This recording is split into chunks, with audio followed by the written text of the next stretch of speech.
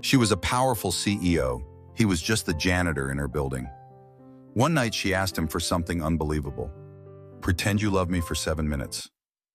What happened next will stay with you. Share your thoughts in the comments and make sure to subscribe for more stories like this. The marble floor of Horizon Tower gleamed under the fluorescent lights. It was nearly midnight, and silence pressed against the glass walls of the 33rd floor. Victoria Hale stood in her corner office, her arms folded, her gaze fixed not on the city lights outside, but on the man pushing a mop cart with steady precision. Daniel Ross moved as if time had slowed just for him. There was a quiet dignity in the way he worked, the kind of peace that comes only when someone has been broken and forced to rebuild with what little is left. She had watched him for weeks now, pretending it was just idle curiosity. But tonight, there was no denying it. She was searching for courage in his steadiness. Her heels clicked softly against the marble as she stepped out of her office. Daniel looked up, and in that instant, their worlds collided. His steel blue eyes locked onto hers, not the polished mask she wore for boardrooms and investors, but the fragile woman hidden underneath. Victoria swallowed, her voice steadier than her heart. "I need to ask you something," she began, the words almost foreign on her tongue. "Tomorrow night there's an event, something I can't face alone." She paused. The request felt absurd even before she said it. "I need you to pretend to love me just for 7 minutes." The mop handle stilled beneath his calloused hands. A former engineer turned janitor, a man who had once designed engines, now reduced to cleaning hallways. Daniel should have laughed at the absurdity, but he didn't. He studied her face, the flawless makeup, the perfectly styled blonde hair, the expensive suit that served as armor. And beneath it all, he saw what no magazine cover would ever reveal: loneliness, a woman drowning in silence despite her empire of glass and steel. 7 minutes, he repeated, his voice low, measured, carrying the weight of someone who had learned to be careful with promises. She nodded, but her hands trembled slightly at her sides. He tilted his head, his tone gentler than he intended. "May I ask why?" Victoria turned toward the floor-to-ceiling windows. The city stretched below them like a glowing circuit board, beautiful yet cold. "Because tomorrow they'll ask about my personal life," she whispered, "and I can't give them the truth. The truth is, I go home to an empty penthouse, eat takeout, and bury myself in quarterly reports." Her confession hung in the air, fragile and aching. Daniel felt it settle in his chest, the way grief recognizes grief. He knew the echo of empty rooms, dinners eaten in silence, the weight of absence pressing against walls. For him, it was the loss of a wife, a career, a future. For her, it was a life consumed by power and isolation. Different roads, same emptiness. He set the mop aside, straightened slowly, and after a long silence, he nodded. "All right," he said, 7 minutes. And for the first time in years, Victoria Hale allowed herself to breathe. Daniel lay awake long after he'd left Horizon Tower that night. The hum of the city outside his small apartment window faded into the background as he replayed Victoria Hale's words. "Pretend you love me." Just for 7 minutes. It should have sounded laughable, ridiculous even, but it didn't. Her voice had carried something raw, something too fragile to be ignored. He pushed himself up from the couch, rubbing his hands over his face. His eyes wandered to the small bedroom down the hall, where a soft glow spilled out beneath the door. Mia was asleep, her steady breathing a comfort that never failed him. 7 years old, all curls and questions, she was the only anchor left in a life that had once been so different. Daniel walked quietly to her doorway, leaning against the frame as he watched her sleep. She clutched a worn stuffed rabbit to her chest, its seams stretched thin from years of love. Her drawings, castles, stars, and rocket ships, were taped unevenly across the walls, bright colors fighting against the drab paint of the apartment. He remembered the man he used to be, a young aerospace engineer, standing beside prototypes of engines that carried his name on the schematics. He had built things that soared, that cut through clouds, that promised futures. But all it had taken was one decision to speak up about safety violations, one lawsuit that dragged his name through the mud, and everything collapsed like a tower of cards. The company had stripped him of his career. The legal fees drained every cent of their savings. And then came the cruelest blow, the night his wife never came home, the accident that left Mia motherless and him broken. For 3 years, he had traded blueprints for mop handles, boardrooms for hallways where no one looked him in the eye. He kept his head down, told himself dignity could be found in doing any job well, even this one. But dignity didn't buy Mia new shoes when hers wore thin. Dignity didn't pay for better schools or the piano lessons she begged for. Money mattered, and Victoria Hale's offer, whatever it was, carried the weight of change. Yet, it wasn't just the promise of payment that kept gnawing at him. It was her eyes. He had seen 1,000 polished faces pass through Horizon Tower, all clipped voices and expensive perfumes, but hers that night had cracked in a single moment. The woman known for being untouchable had looked unbearably human. She had reminded him of himself, staring at an empty chair across the dinner table, filling silence with numbers and reports. Loneliness wore many disguises, but Daniel had learned to recognize it in others as surely as he recognized it in himself. He moved into the living room, sat heavily at the table littered with Mia's crayons and half-finished homework sheets. One of her drawings lay on top, a house with smoke curling from the chimney, stick figures holding hands in front, one tall, one small, and one with long hair. He traced it with his finger, his throat tightening. Maybe Mia had always been wiser than him.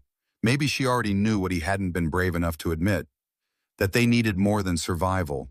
They needed connection. Daniel leaned back, exhaling slowly. Tomorrow night, he would step into a suit that didn't belong to him, into a world that had forgotten men like him existed. And for 7 minutes, he would hold the hand of a woman who ruled that world, yet longed for something real. He didn't know what would come after. He only knew that for the first time in years, he was about to say yes, not just for the money, but because sometimes a stranger's desperation mirrors your own.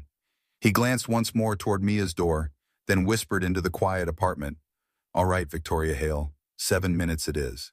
The mirror hardly recognized him, and neither did he. The midnight blue suit fit like it had been cut for his frame alone, its subtle sheen catching the low light of the apartment. Daniel adjusted the tie with unsteady fingers. His calloused hands, more familiar with grease and mop water, looked strangely at home against the crisp fabric. For a moment, he felt like an actor about to step onto a stage with no script. Only this time, the audience was filled with people who measured worth in power and profit, not in the quiet resilience of a janitor. At the base of Horizon Tower, security did a double take before checking his name on the guest list. It still felt surreal. Then the elevator doors opened and there she was, Victoria Hale. Gone was the severe suit of the boardroom.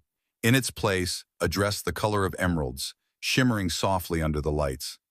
The hue pulled green flecks from her hazel eyes, and though her posture remained impeccable, Daniel sensed the tension beneath it, like a violin string pulled too tight. She gave him a small smile, one that faltered at the edges. "You clean up nice," she murmured. The elevator rose silently, carrying them toward the penthouse level, where the gala unfolded. Daniel tugged at his cuff, his nerves betraying him. "What's our story?" he asked. Victoria didn't miss a beat. "We met at a coffee shop," she said smoothly. "You were reading a book about engineering, and I asked about it. We've been seeing each other for 2 months. Her voice softened, almost wistful, as though she wanted to believe it herself. "And if they ask about the future?" Daniel pressed. She hesitated, then looked straight ahead. "Tell them we're taking it one day at a time." The doors opened to a room drenched in crystal light and murmured wealth. Chandeliers scattered rainbows across marble floors.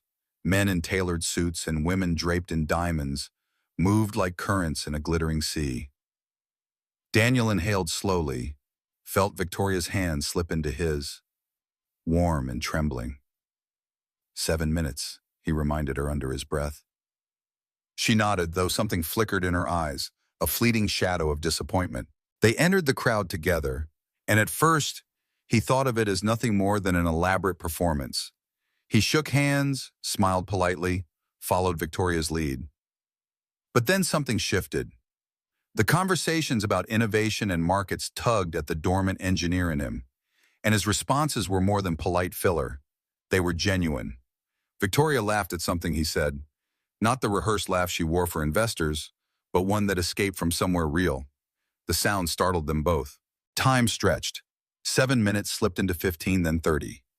Daniel found himself moving through the crowd as though he belonged, though deep down he knew he didn't.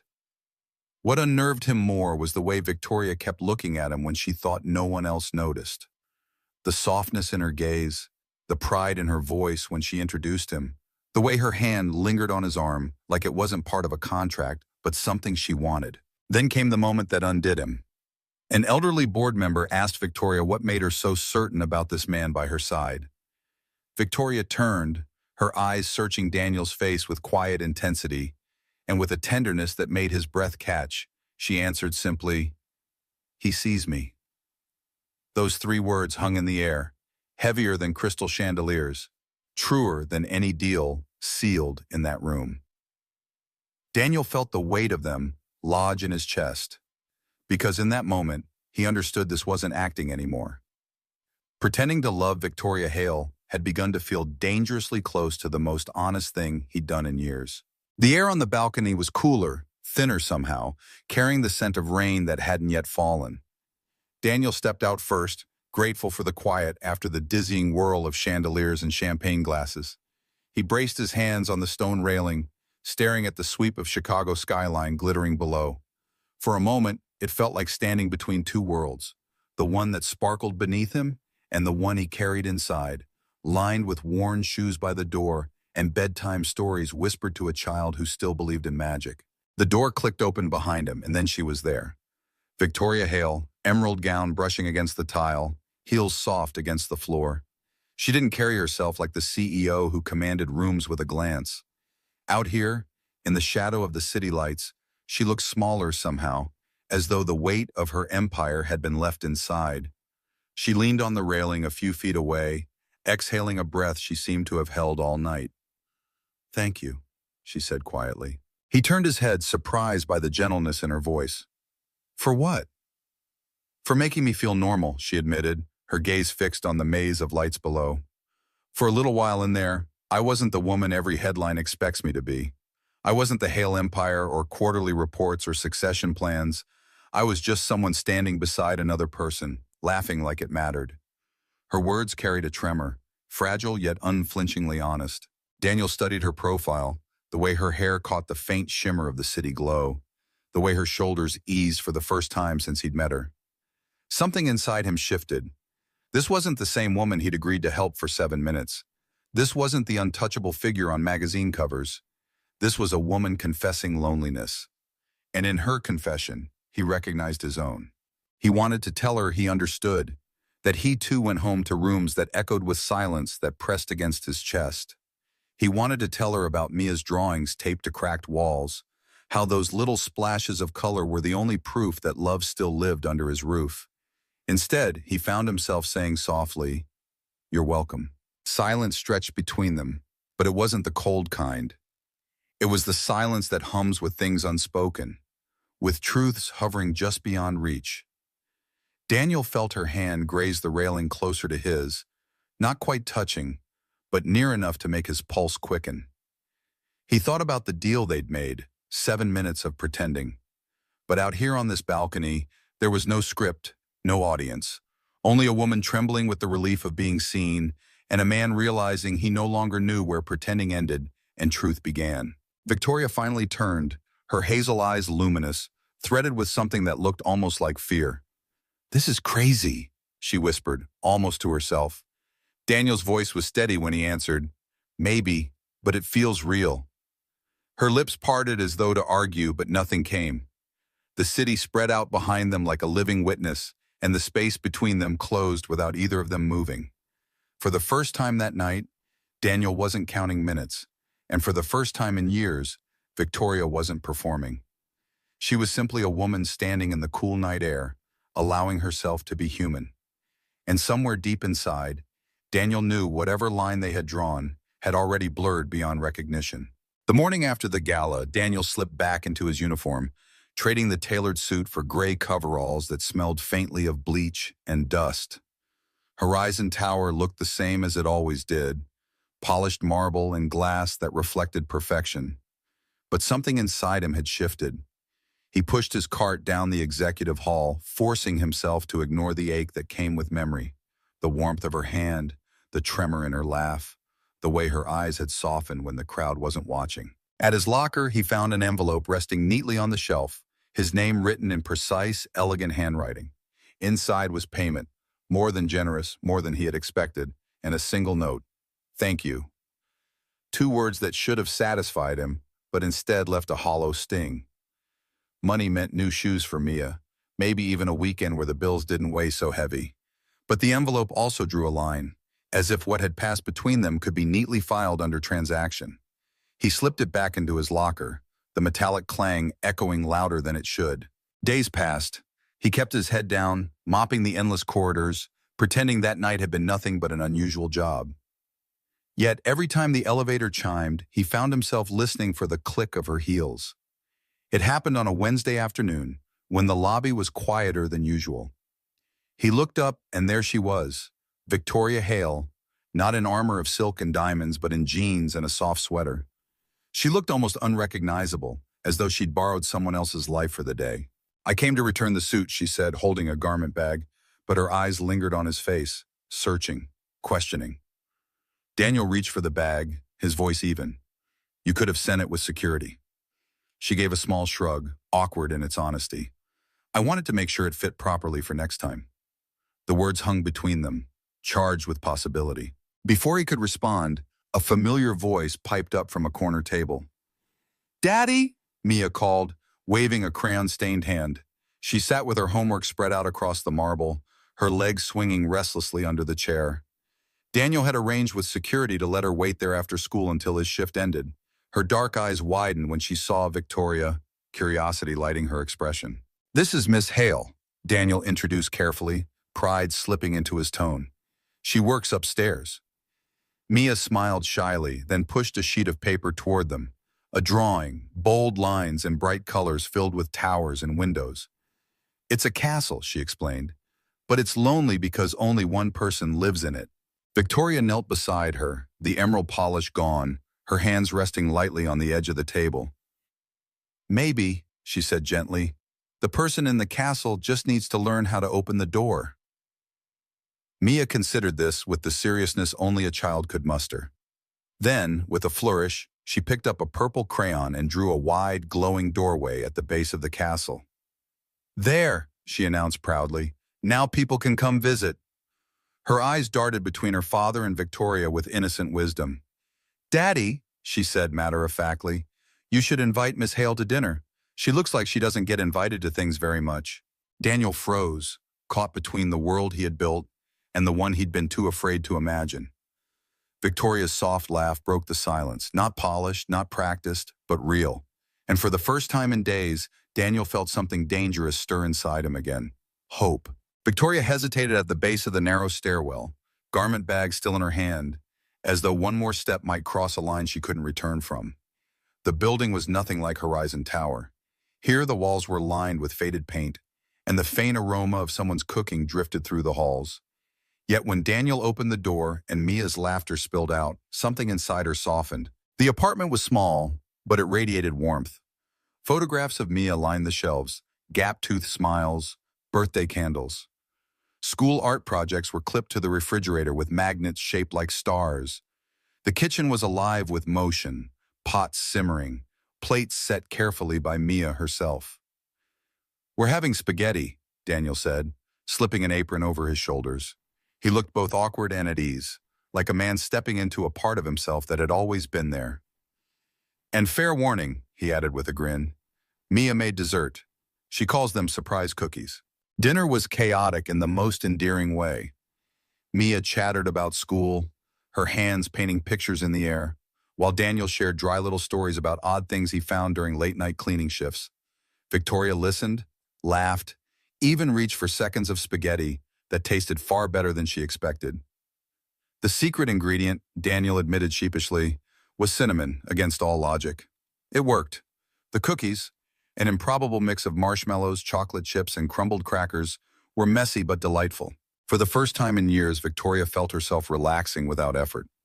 No cameras, no shareholders, no need to perform, just a father, his daughter, and a table that felt fuller than her entire penthouse ever had. When Mia yawned over her glass of milk, Daniel ruffled her hair gently and sent her off to bed. "Brush your teeth," he called, his voice softened with affection. Soon, the apartment grew quiet, save for the hum of the old refrigerator. Victoria helped gather plates, her manicured hands drying dishes older than she was. She looked around at the chipped mug Daniel refused to throw away, the grocery list scrawled in 2 different handwritings, the silly flower Mia had tucked into a jar on the counter. "Thank you," she murmured. Daniel glanced up. "For what?" "For letting me see this," she said, her voice low, almost reverent. "Your real life." She gestured toward the clutter, the warmth, the love stitched into every corner. "It's not much," he replied, a little embarrassed. But she shook her head, her eyes glinting with something unguarded. "It's everything." The words hung between them as they stepped into the hallway, the soft sound of Mia settling into sleep behind her door. The distance closed almost without thought. Daniel's hand lingered at her waist, hesitant yet certain, and before either of them could name the moment, their lips met. The kiss was unplanned, unpracticed, yet devastatingly real. When they finally pulled apart, breathless, Victoria pressed her forehead against his chest, trembling. "This changes everything," she whispered. Daniel held her close, his voice rough. "Does it have to?" She pulled back, eyes bright with unshed tears. "You don't understand my world," she said, shaking her head. "It doesn't work like this. I can't just date someone. Every move I make is judged, twisted, used against me." Her confession cut through the sweetness like a blade. Daniel wanted to argue, to tell her the world didn't matter here, not in this little apartment where laughter and love were louder than power. But the truth pressed heavy against them both. They stood in the quiet, hearts racing, knowing that what had begun as a charade had crossed into something neither of them could undo, and the line between pretending and truth had disappeared altogether. The storm didn't break with thunder, but with the quiet click of polished shoes across Victoria's office floor. Marcus Voss, her CFO, leaned back in the chair opposite her desk as though it already belonged to him. He sat down a leather portfolio with deliberate calm, and when he opened it, the photograph spilled across the polished wood like evidence at a trial. "Telephoto lenses don't lie," he said smoothly. "The board has concerns." Victoria, a CEO meeting privately with a janitor, entering his apartment, kissing him in the hallway. His smile didn't reach his eyes. "It's not exactly the image our investors pay for." Victoria stared at the pictures, each one slicing into her like glass, moments that had felt private, fragile, sacred, now reduced to ammunition. She kept her face still, but her pulse roared in her ears. "And it gets worse," Marcus continued, savoring the words. "Your mystery man, Daniel Ross, once an aerospace engineer, yes, but also a man with a criminal record. A bar fight, technically dismissed, but the stain remains. Add in a failed lawsuit, bankruptcy, a dead wife. Hardly the partner for a Hale." He leaned forward, his voice sharpening. "The choice is simple. End this distraction, or face a vote of no confidence. Monday morning, company, or him." When the door closed behind Marcus, silence filled the office. Victoria sat frozen, the city skyline stretching behind her like a glittering jury. Company, or him, legacy, or love. The world she had spent her life holding together was about to demand she tear it apart. That night, she found Daniel at a diner tucked on the corner of a quiet street. He was already there, a cup of coffee cooling in front of him, his shoulders heavy with a weight he hadn't chosen. She slid into the booth across from him, her eyes searching his face. "Tell me," she said softly, "about the arrest." He stared into his cup as though the truth were written in its dark surface. His voice was low, almost ashamed. "It was nothing noble. A guy was hassling a waitress. He wouldn't take no for an answer. I stepped in. Things got ugly. The footage cleared me. Charges dropped, but the record stayed. And people see what they want to see." The story poured out, heavy and unvarnished. The lawsuit against his old firm after he exposed safety violations, the crushing legal fees, the career that vanished overnight, and then the accident. His wife gone in an instant, Mia left motherless. His life dismantled piece by piece until all that remained was a mop cart and a daughter who still looked at him like he was a hero. "I lost everything," he said simply. My job, my savings, my faith in the system. The only thing I had left was Mia. He finally lifted his eyes to hers. And now you know. Victoria's hand reached across the table, trembling, but Daniel gently pulled his back. His smile was tired, almost tender. Don't apologize for them using my past against you. Just don't make this harder than it already is. Her breath caught. What are you saying? I'm saying you should choose the company, he answered quietly. I won't let you throw away everything your parents built for someone like me. He stood before she could reply, tossing a few bills on the counter, his shoulders squared as if bracing against the storm. She watched him walk away through the rain-streaked window, her reflection fractured in the glass. Alone in the booth, she whispered the question that had no answer. What good was ruling an empire if it meant ruling it in silence? Monday dawned gray, the kind of Chicago rain that seeped into everything, even the corners of Horizon Tower that usually gleamed untouchable. Victoria stood before the mirror in her penthouse, the reflection staring back at her wrapped in immaculate armor, hair coiled perfectly, suit pressed into sharp lines, eyes cold enough to cut. But behind the mask, she saw what no one else could, the hollow echo of an empty home and the shadow of a man who had already walked away. Her parents' portraits lined the study wall, steady reminders of what Hale leadership was meant to be. Not ruthless, not lonely.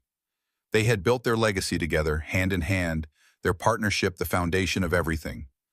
She had spent years believing she had to carry it alone. But now, standing on the brink of a boardroom war, she realized the truth they had tried to teach her. Power without love was nothing more than a prison gilded in glass. By 9, the boardroom was filled. 12 faces ringed the table, expectant, curious, some already written with judgment. At the far end, Marcus Voss sat with his usual smug calm, his documents arranged neatly before him. He looked like a man ready to claim her chair the moment she faltered. "Good morning," Victoria said evenly as she entered, leather portfolio tucked under her arm. She didn't sit right away. She let the silence stretch, commanding the room without raising her voice. "You've asked for my decision. Company or a personal life you consider unbecoming of a CEO." A ripple of discomfort crossed the table, but Marcus only smiled, certain he had her cornered. She opened her portfolio. "Before I answer, I think you should know how this information was gathered." Her fingers slid photographs across the table, the same ones Marcus had flaunted, now accompanied by security reports detailing unauthorized surveillance, falsified background checks, and a chain of emails that tied back to him. This was not due diligence. This was sabotage. Illegal, deliberate, and orchestrated by the man sitting across from me. The board murmured sharply, faces hardening. Marcus stiffened, but she pressed forward, her voice steady as steel. "You wanted me to choose, Marcus, so I have. I choose to expose you. I choose to protect the integrity of this company, the one my parents built, not on manipulation, but on trust." By noon, the vote was unanimous. Marcus was stripped of his position, his resignation demanded, his future dismantled in the same room where he had tried to dismantle hers. Security escorted him out, his portfolio left abandoned on the polished table. The directors turned to her with words of support, voices ringing with relief that Hale leadership remained intact. On paper, she had won. Her empire was safe, her crown secured. Yet, as Victoria sat alone in her office, the city sprawled beneath her like a circuit board of lights. The silence pressed heavier than ever. She thought of Daniel, his tired smile, his quiet strength, the way he had pulled his hand away in that diner, not because he didn't want her, but because he thought she deserved better. She thought of Mia's castle drawing with its wide-open door, and how easily children understood what adults spent lifetimes avoiding. The victory should have felt like triumph, but without him, it tasted hollow, like ash on her tongue. She had held her throne, but lost the only thing that had ever made her feel human. The days that followed felt heavier than the years Daniel had already carried. He kept his head down, pushing the mop cart through the same polished corridors, pretending that nothing had changed. But at night, in the quiet of his apartment, he couldn't silence the echo of her absence. He told himself he'd done the right thing, sparing Victoria from having to choose. Yet the hollow ache in his chest said otherwise. One evening, as he washed dishes while Mia scribbled at the kitchen table, her small voice broke the silence. "Daddy," she asked, her tone so direct it startled him. "Why did you tell Miss Hale she couldn't love us anymore?" The plate slipped slightly in his hands, water splashing over the counter. "What do you mean, sweetheart?" he asked carefully. "I heard you," she said simply. "That night at the diner, you told her she had to choose her job instead of us. But Daddy, what if she didn't want to choose? What if she wanted to fight for us?" Her words landed heavier than any boardroom threat ever could. Out of the mouths of children comes the truth adults are too afraid to face. Daniel sank into the chair across from her, staring at the crayon-streaked paper she was working on. Another drawing, this time a house with windows glowing yellow, 3 stick figures standing together, hands linked. At the bottom, in shaky block letters, she had written, "This is what love looks like." The next morning, Daniel made a decision that terrified him more than losing everything ever had. He called in sick, dropped Mia off at school, and for the first time in years, took the elevator to the 33rd floor, not to clean, but to find her. That afternoon, Victoria stood near the schoolyard gate, her sleek car out of place among the jumble of minivans and worn sedans. She spotted Mia first, backpack bouncing, braids flying, and then Daniel, striding across the lot. Their eyes locked across the distance, an entire conversation passing in silence before Mia bridged the gap. She seized both their hands with the certainty only a child could have.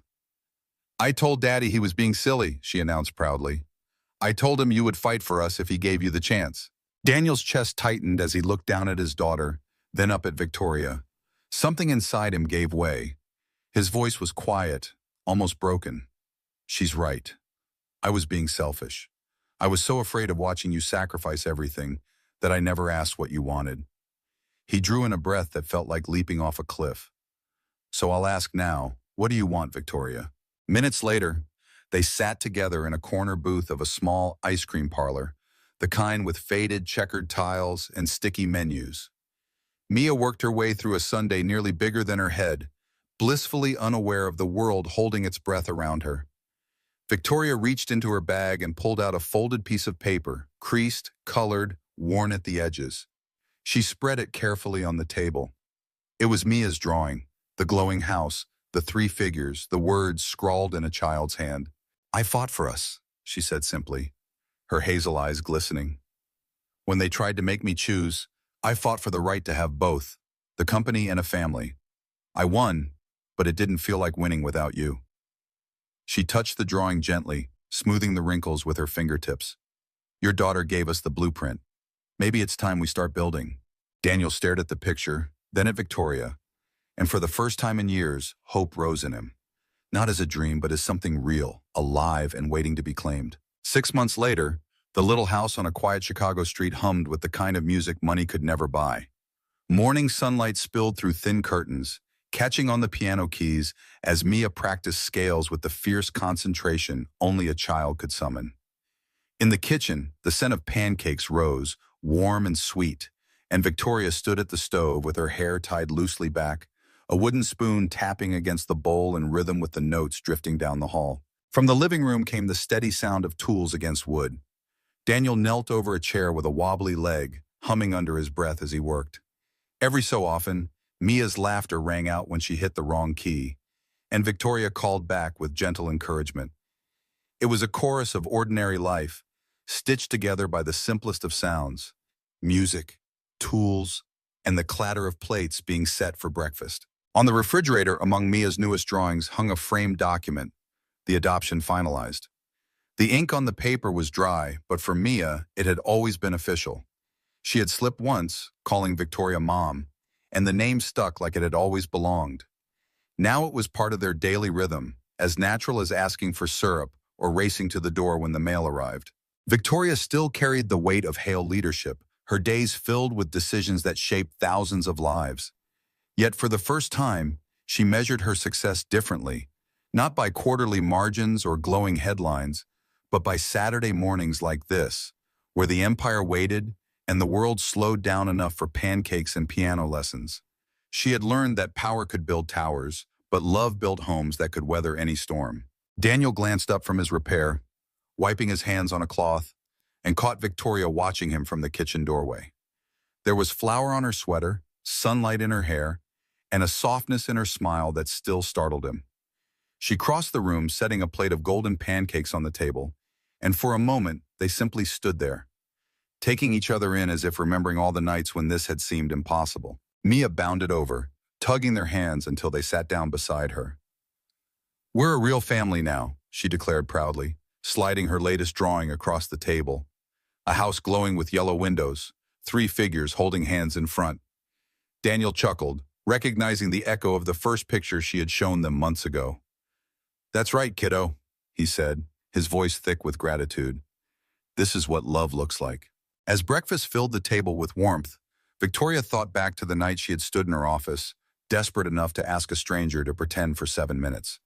She smiled at the memory, shaking her head at how foolish it might have seemed, because what had begun as 7 borrowed minutes had become something infinite, a love not bound by performance, but by choice.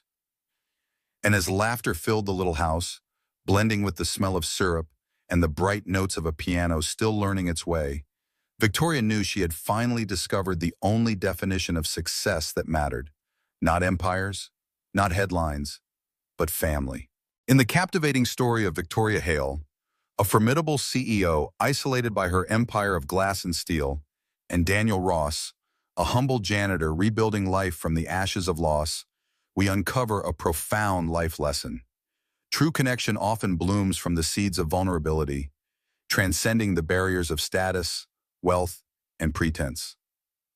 Victoria, drowning in boardroom battles and empty penthouse nights, dares to ask Daniel, a man scarred by corporate betrayal, bankruptcy, and widowhood, to feign love for just 7 minutes at a gala, masking her loneliness from judgmental eyes. What begins as a charade unravels into raw authenticity, shared glances on a balcony, heartfelt confessions over spaghetti in his modest apartment, and the innocent wisdom of Daniel's daughter Mia, who draws castles with open doors to remind them that love isn't confined by walls.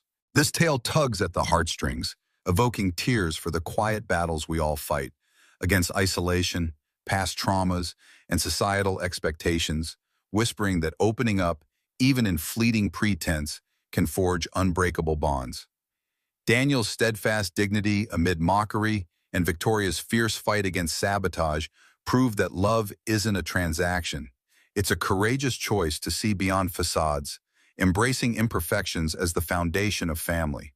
In a world obsessed with power and perfection, this narrative stirs the soul, urging us to drop our armor and invite genuine hearts into our lives. For what starts as 7 minutes of make-believe can evolve into a lifetime of profound belonging. If this story resonated with you, stirring memories of your own unexpected connections or acts of vulnerability that changed everything, share your experiences in the comments below. What moment taught you that love defies all odds? And don't forget to subscribe for more soul-stirring tales of hope, resilience, and human triumph. Your engagement keeps this community alive, one heartfelt story at a time.